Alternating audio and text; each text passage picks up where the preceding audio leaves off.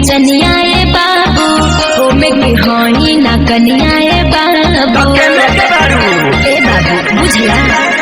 बुझा ना हमके नचनिया ए बाबू ओमे के होई ना कनिया ए बाबू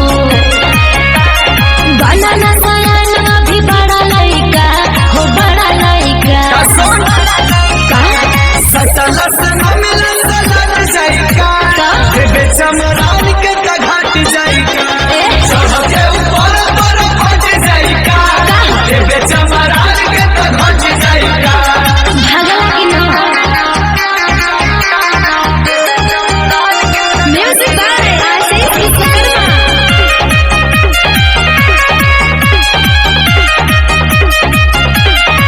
नया बाजावानी हो योजना खेबानी हो बहिर लगता नया बाजावानी हो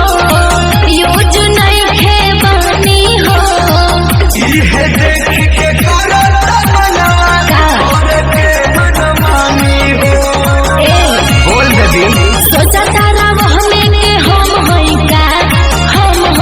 सही जाता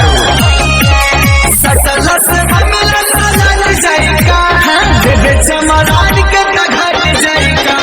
चढ़ के ऊपर पर पहुंच जाइका देबे चमरान के त घाट जाइका अरे जा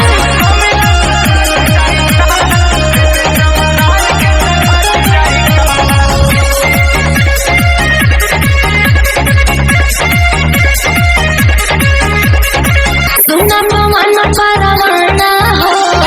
चले ना तोहर चलाना हो तो हमरे अलावा केकर चलेला रे सपना मत देखा सुना मन परवाना हो चले ना तोहर चलाना हो जीवन भर तू फायदा में रहबू अच्छा एक बेरी दाना हो बुझलू कहला से तोहरा हम पट जाइका तैयारी का सटला से मिलन सलट जाइका देबे चमरान जी के घाट जाइका